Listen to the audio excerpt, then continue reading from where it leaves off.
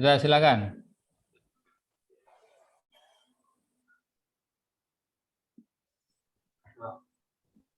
Ya. Saya bukan ya, Ustaz.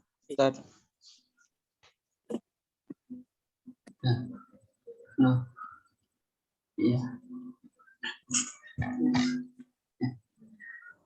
Assalamualaikum Ya, ini warahmatullahi presentasi wabarakatuh. dari kelompok 1. Ya, lanjut. Gerakan modernisasi atau pembaruan di dunia Islam.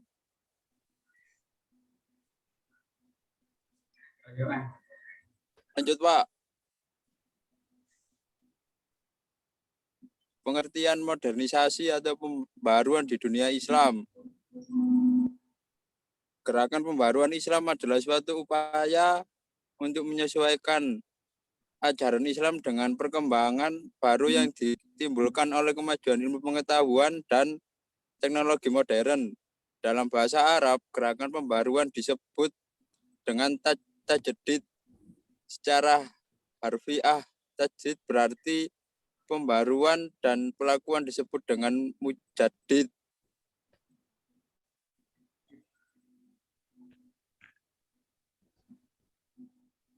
Kesamaan dan perbedaan modernisasi, reformulasi, revitalisasi, rekonstruksi, reaktualisasi, dan reinterpretasi. Pengertian pembaruan. Pembaruan Islam adalah menyesuaikan paham keagamaan Islam dengan perkembangan baru yang ditimbulkan kemajuan ilmu pengetahuan dan teknologi modern. Modernisasi adalah proses pergeseran sikap mentalitas sebagai warga masyarakat untuk dapat hidup sesuai tuntunan masa kini. Reformulasi memperkenalkan sesuatu yang baru dan bersifat pembaruan. Revitalisasi, proses atau cara perbuatan menghidupkan atau mengingatkan kembali.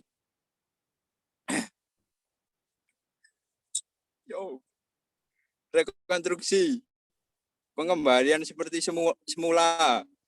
Reaktualisasi, proses cara perbuatan mengaktualisasikan kembali atau pembaruan nilai kehidupan masyarakat. Reinterpretasi, proses menafsirkan kembali terhadap interpretasi yang sudah ada. Nah, mungkin gantian, monggo. Berikut halaman berikutnya. Siapa? Oke, Ustaz. Poin B.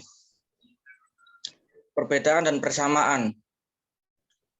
Modernisasi Islam yakni sinonim dari pembaruan karena maknanya lebih menyesuaikan dengan tuntutan masa kini, tetapi modernisasi identik dengan kebaratan. Kemudian ada revitalisasi. Revitalisasi berbeda dengan pembaruan. Pembaruan tersebut tidak mengubah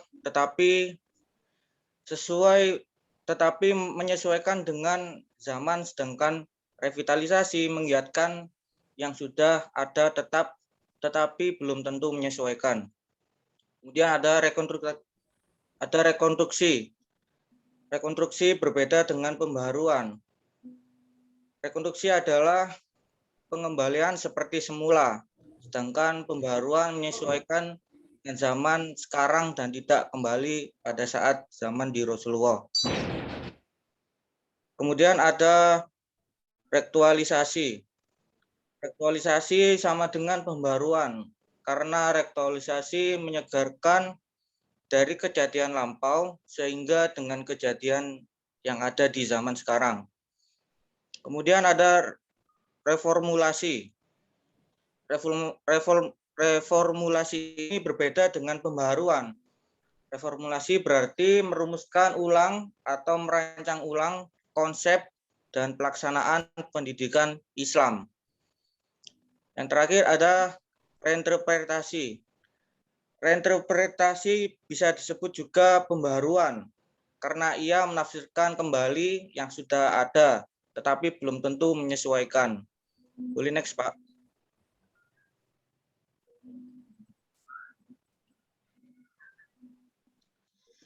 Kemudian latar belakang pembaharuan di dunia.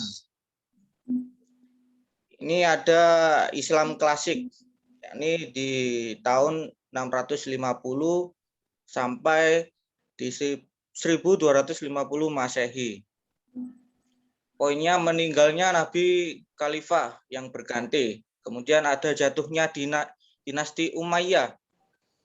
Kemudian ada perang salib di tahun 1096 Masehi. Kemudian ada perpecahan di kalangan umat Islam.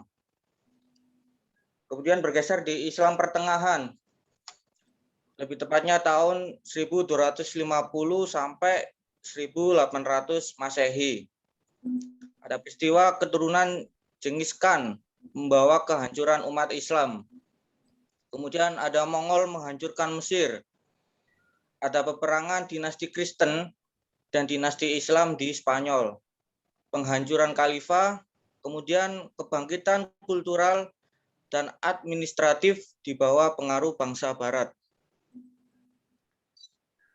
Kemudian bergeser ke Islam modern. Lebih tepatnya di tahun 1800 sampai pada zaman sekarang.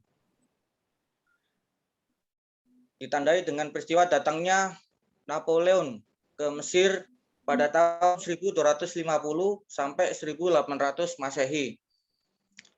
Ada kebangkitan Mesir, kemudian Muhammad Ali Pasha bertekad untuk memulai pembangunan Mesir dengan meniru Barat. Kemudian ada Muhammad Ali Pasha bertekad untuk memulai pembangunan Mesir dengan meniru Barat.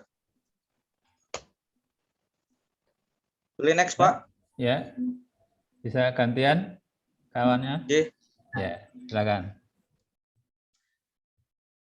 Tokoh-tokoh pembaharuan dalam Islam. Tokoh-tokoh pembaharuan dalam Islam klasik pada tahun 650 sampai 1250 Masehi. Yang pertama ada tokoh ilmu kedokteran, yaitu Al-Razib Sinalmu Filsafat.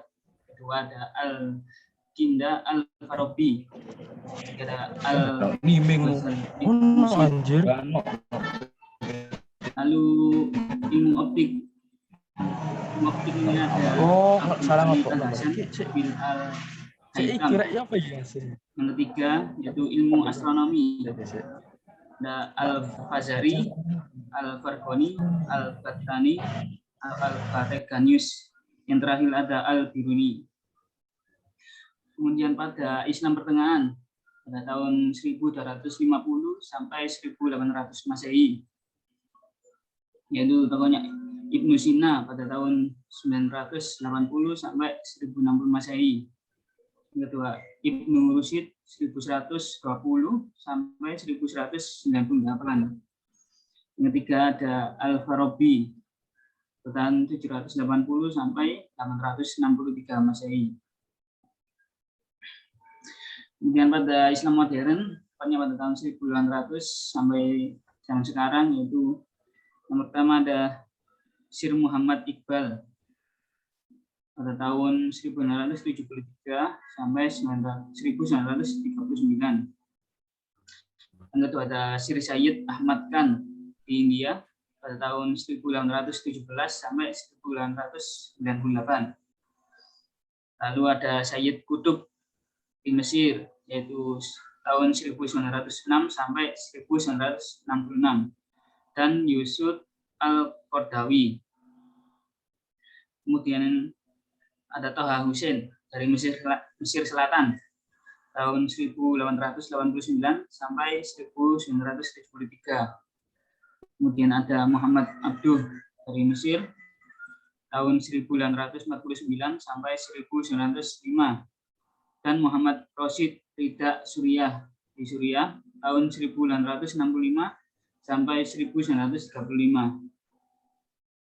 Kemudian terakhir ada Jamaluddin Al-Faqoni dari Iran tahun 1838 dan di Turki 1897. Ini anggota kelompoknya yang namanya Dani ada nggak? Ada Pak, baru masuk Pak. Dari masuk ya, silakan Ada. baca yang slide terakhir. Ya Pak, siap. Ya, silakan. Manfaat sejarah Islam pada masa pembaharuan. Melalui sejarah, kita dapat mengantisipasi yang mengakibatkan kegagalan di masa lalu, tidak terulang di masa yang akan datang. Jika kita belajar dari sejarah, maka kita akan mendapatkan keselamatan. Pembaharuan memberikan manfaat berupa inspirasi untuk mengadakan perubahan sehingga suatu pekerjaan akan menjadi lebih efektif dan lebih efisien. Menjadikan kesalahan terdahulu sebagai pelajaran ketika menghadapi permasalahan yang mungkin akan terjadi. Dibuatlah pembaharuan di bidang pendidikan yang memasukkan unsur ilmu pengetahuan umum ke dalam sistem pendidikan negara tersebut. Sabar dan menanamkan sikap jihad yang sesuai dengan ajaran Islam, Al-Quran, dan hadis. Sebagai motivasi diri untuk masa depan. Membangun masa depan dengan pijakan-pijakan yang telah ada. Kemampuan yang lebih baik. Nah, sudah habis. Bisa ditutup dengan salam, Mas Dani. Sekian presentasi yang kami berikan. Wassalamualaikum warahmatullahi wabarakatuh. Waalaikumsalam warahmatullahi wabarakatuh. Silakan yang mau menampakkan wajahnya. Saya share screen, saya screenshot ya, yang mau menampakkan wajahnya. Dan Mas Dani, Mas Rizky berdua.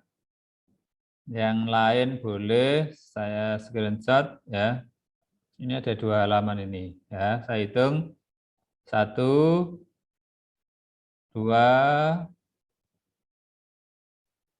Mbak Risma nggak dimunculkan?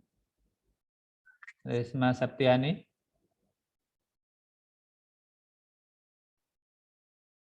1, 2,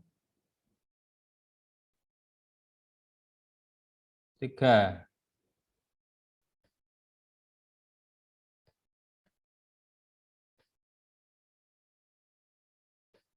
Satu kali lagi untuk yang kedua, saya hitung. Intan,